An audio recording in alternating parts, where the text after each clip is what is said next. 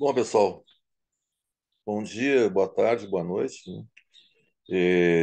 Analisando ali as provas de ENAD de outros anos, né? A parte de identificação de sistemas, eles exploram mais, assim, não tanto a modelagem, mas mais as características de resposta, né? Então, eu vou mostrar alguns casos, assim, que são questões discursivas, né? Perdão, questões objetivas, né? Mas, assim, com o mínimo de lembrança do que a gente trabalhou em salas de aula, né? Vocês vão tranquilamente, até por exclusão das alternativas, né, poder, enfim, acertar a resposta, né? Certo? Então,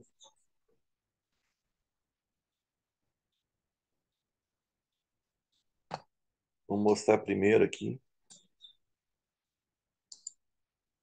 que foi do ENAD de 2005, tá? Que, na verdade, são duas questões, é a 16 e a 17, certo? Então, ali diz assim, né? Diversos sistemas físicos amortecidos encontrados em engenharia podem ter seu comportamento expresso por meio de equações diferenciais ordinárias, não homogêneas, de segunda ordem.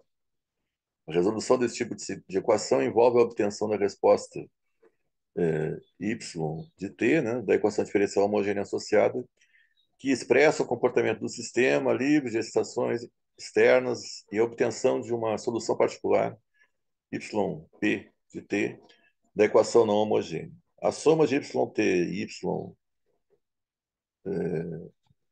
né, fornece a solução geral da equação não homogênea. Ou seja, ele sempre bota um texto assim para, enfim, dar uma encorpada na questão, né? A resposta livre permite identificar a frequência das oscilações amortecidas, aí que entra, ó, agora já começa a falar em características de resposta. E a constante de amortecimento, que ele está chamando de K, né? O F lá, eventualmente vocês viram com outro tipo de notação, mas ele é dado normalmente por 2π, né? É, dividido pela frequência amortecida, por exemplo. Mas aqui não precisa nem fazer cálculo, pessoal. A análise que a gente vai ver, você vê que é basicamente olhar a curva e se lembrar que a frequência ou o período, quer dizer, não são coisas naturalmente um inverso do outro, mas o período de oscilação, ó, é o ponto, essa distância de tempo aqui que vai de crista a crista. Então aqui está indo de 0,10 a 0,20, ou seja, a cada 0,1 segundos, né, tu tem uma onda completa de amortecimento, né? E claro, é uma característica que tem um sistema associado a ter uma exponencial multiplicada por um cosseno e, claro, para um sistema convergente. Então, olha só, e claro, vamos ver as opções, ó. A frequência das oscilações amortecidas, que é o inverso do período de oscilação, né, cuja resposta livre está apresentada no texto, é igual a, cuidado, ó, 0,10 segundos. Eles botaram 0,1 Hz. Na pressa, 0,1, beleza, passa para outra. Não, calma, vamos ver as outras. 0,15 Hz, não. Por que que não? Depois a gente vai ver, né? Ó, π radianos por segundo, na realidade o período de oscilação está associado a 2π, né? Seria uma onda completa, né? 10 radianos por segundo, aqui tem que cuidar, tá? Porque na realidade, ó, o inverso de 0,1 é 10 Hz, certo? Que é a resposta certa. Então, na realidade, tem duas alternativas aqui, né? Claro, todas elas poderiam induzir vocês a erro, mas essas duas aqui, principalmente, seriam as mais perigosas, digamos assim. Então, fiquem atentos, porque é uma resposta tranquila, né? Claro, eu sei que muitos de vocês talvez nem lembrem no momento, mas se puxa, pegar um arquivo zipado lá no interior da mente de vocês e abrir, alguma coisinha fica. Até porque provavelmente vocês trabalharam também esse tipo de conceito, talvez em outro contexto, na parte de controle, né? Usando essa mesma análise, certo? E a questão 17, que está vinculada a essa mesma digamos assim, esse assunto, né? Aí, considerando que, bom, essa, pessoal, não precisaria nem ter, basicamente olhar para a função e ver o tipo de curva que teria, né? Olha só, eu tenho uma resposta aqui que o comportamento dinâmico aqui é completamente senoidal, né? Então, de uma função senoidal, eu vou esperar que a amplitude seja constante e vai ter uma determinada frequência, certo?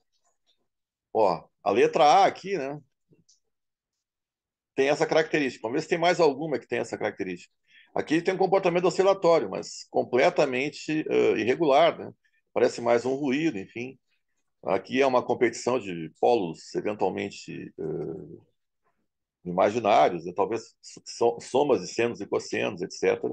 Mas não é um seno só que está aqui, né? Tem possivelmente interferência de senos defasados ou cossenos sendo somados.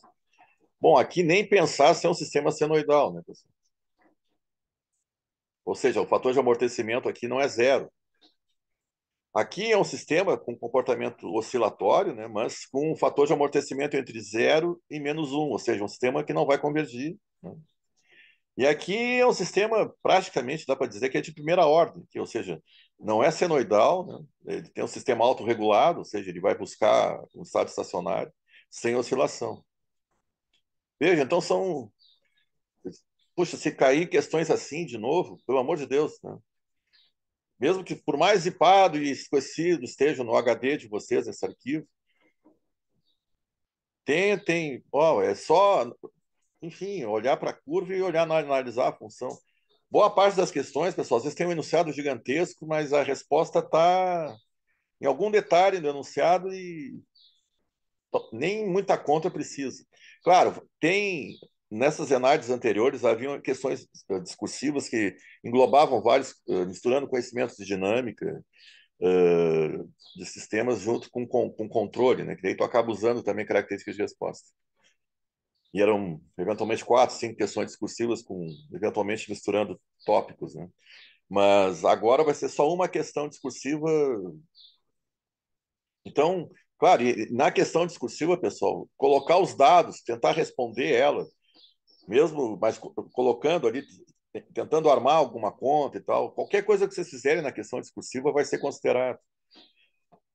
E acertando essas questões de múltipla escolha, né, na parte específica, puxa vida, já vai dar porque a gente sabe que depois é calculada uma média nacional, enfim,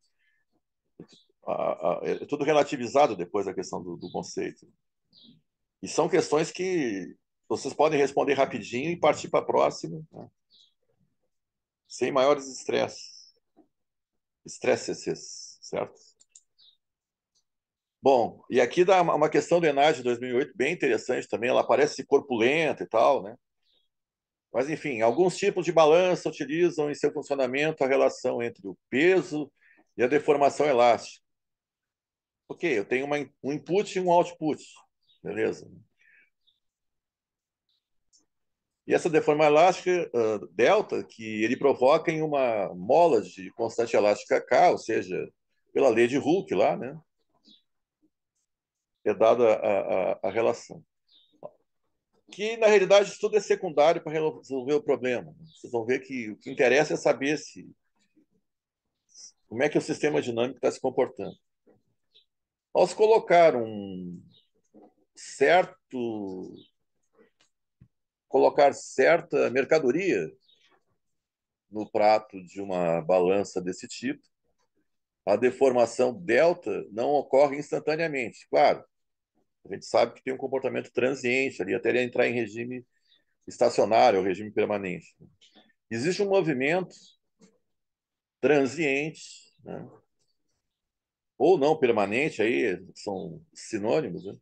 Que depende de outro parâmetro, o nível do amortecimento do mecanismo da balança dado pelo parâmetro adimensional zeta, que talvez vocês tenham visto como psi em outras cadeiras, né? Lá em modelagem eu falo sempre do fator de amortecimento zeta, mas a letra grega o pessoal às vezes prefere usar o psi, enfim. O fato é que é o fator de amortecimento, certo? E o movimento transiente a partir do sistema em que a mercadoria é colocada no prato da balança pode ser descrito por três perfis ou três equações diferentes e têm comportamentos diferentes conforme o fator do amortecimento, o fator zeta. O sistema oscilatório, né, que é um somatório de senos e cossenos, ou que acaba se transformando num seno defasado multiplicado por uma exponencial, né? Uma frequência amortecida aqui. Bom, e tem o comportamento oscilatório. Aqui eu teria raízes complexas na função de transferência, nos polos, né? No caso, o segundo perfil é um sistema onde eu tenho uma resposta criticamente amortecida, porque aqui é onde eu tenho dois polos reais iguais, né? Mas vejam que eu tenho uma equação da reta aqui, multiplicada por uma exponencial, certo? Ou seja, isso caracteriza, perdão, que eu tenha uma resposta, ou melhor, uma função de transferência, né, com dois polos reais iguais, né, que é a resposta criticamente amortecida. E a terceira opção, né, que é quando o sistema é sobreamortecido, é quando o fator de amortecimento é maior que 1. Ou seja, eu analisando o enunciado, tá? Veja, a resposta demora mais, né? Quanto maior o fator de amortecimento, e ainda nesse caso, ele explica para um fator de amortecimento igual a 2, ou seja, a gente chama na indústria de um processo com sluggish, ele tem um comportamento de um escoamento de um fluido, digamos assim, lento, né? Como se fosse uma lama. Aí, analisando, só fazendo análise, pessoal, do enunciado, aí vai mostrar, olha só, as opções. Com base nessas informações, conclui-se que a balança indica o valor de massa mais rapidamente quando o fator de amortecimento é menor que zero. Bom, se o fator de amortecimento for menor que zero, pessoal, a resposta não vai convergir, ele não vai indicar. Imaginem um comportamento similar a esse, só que em vez de convergir, ele vai ficando aumentando a amplitude entre 0 e menos 1. Se o fator de amortecimento é igual a zero, aí o sistema é harmônico, ele vai ficar com amplitude constante. Ele não vai convergir, mas vai ficar com amplitude constante. Tu não quer uma balança operando assim. Letra C. O zeta entre 0 e 1. Ora, o 0 e 1 é o caso da resposta subamortecida ou oscilatória, onde eu tenho polos complexos. Eu vou pular a D aqui, né? O zeta maior que 1. Bom, aí, tudo bem, eu quero ler o valor do peso. Mas se eu puder ler o valor, né, do registro da balança mais rápido, melhor. Ou seja, porque quanto maior o fator de amortecimento, mais demora para aparecer o valor no estado estacionário. Até serviria para a balança esse tipo de resposta. Mas, claro, com o zeta 2, por exemplo, ou qualquer valor de zeta maior que 1, o sistema vai ficar mais lento do que com o caso de um fator de amortecimento igual a 1, que é o criticamente amortecido. Certo? Então, a resposta aqui é a letra D de Dinamarca, né? Vejam, na análise da resposta, né, dá para descartar já pelo menos três alternativas.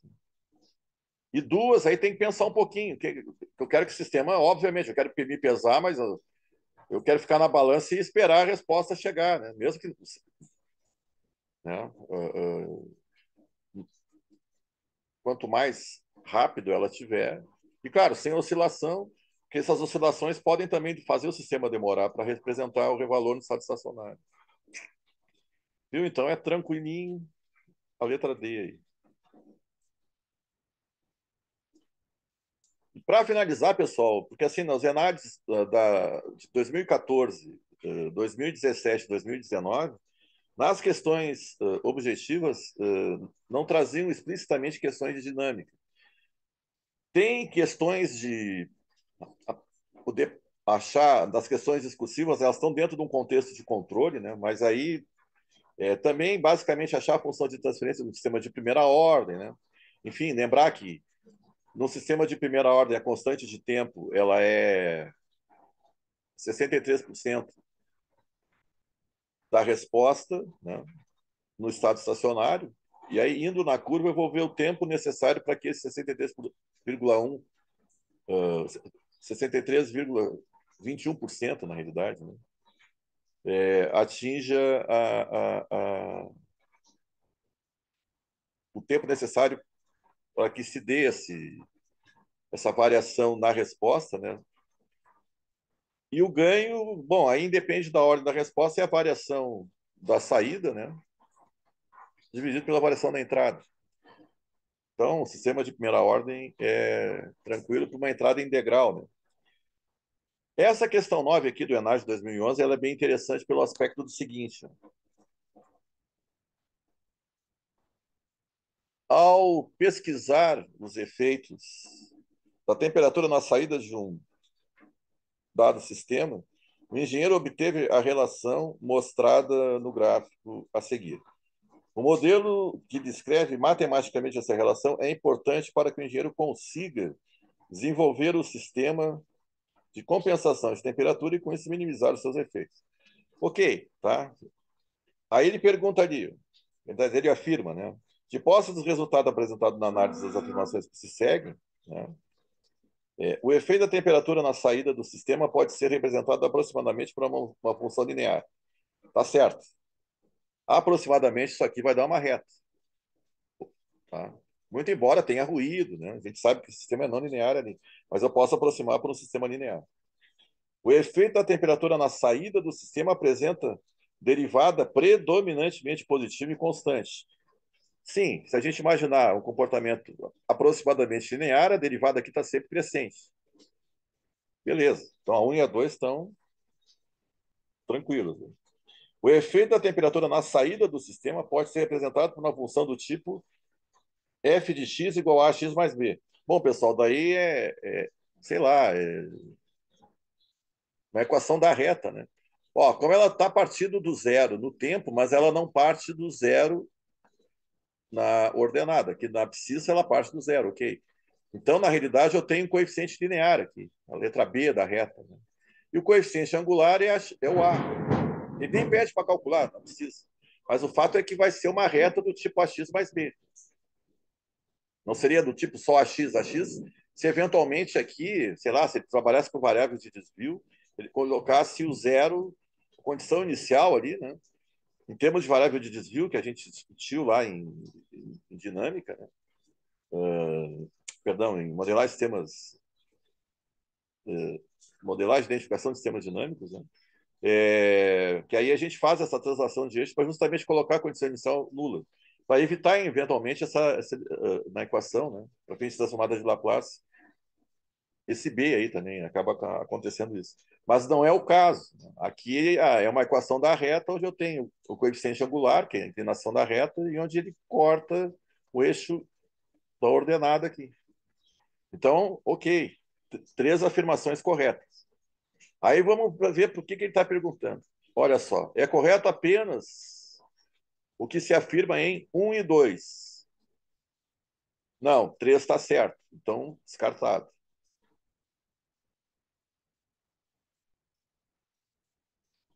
Ah, faltou analisar a questão 4 aqui, perdão. Ó, o efeito da temperatura pode ser representado por uma expressão analítica em que seus parâmetros podem ser estimados por método dos mínimos quadrados, utilizando-se apenas dois pontos quaisquer do gráfico. Ora, pessoal, se eu fizer isso, eu vou pegar uma reta associado por mínimos quadrados num trecho que não vai representar o todo. Né? Então, é claro que eu até posso traçar uma reta com qualquer dois pontos dessa curva aqui, mas que não vai dar um comportamento completo do sistema. Então, a letra 4, perdão, número 4 romano, né? Mas, enfim, não condiz. Então, vamos voltar aqui. É correto afirmar que se afirma 1 e 2? É correto. Mas vamos ver as outras opções. A B, 2 e 4. Não, a 4 está errada. Tudo que tiver 4 aqui, já podem descartar. Então, fica a 1 e 2 e a 1, 2 e 3. Ora, a gente sabe que a 3 está certa. Então, a resposta mais completa é 1, 2 e 3. Então, a resposta certa é a letra D de Dinamarca. Certo, pessoal? Qualquer dúvida, me procurem aí, né? Estou à disposição aí para poder ajudar. A parte que tem envolvimento de características de identificação de sistemas, mas junto com o controle, aí os professores que trabalham com isso, quando publicarem seus vídeos, talvez vão comentar. Então, eu não vou sobrepor, né? Aí qualquer dúvida a gente está à disposição. Tá certo? Obrigado pelo tempo aí, boa prova. Grande abraço.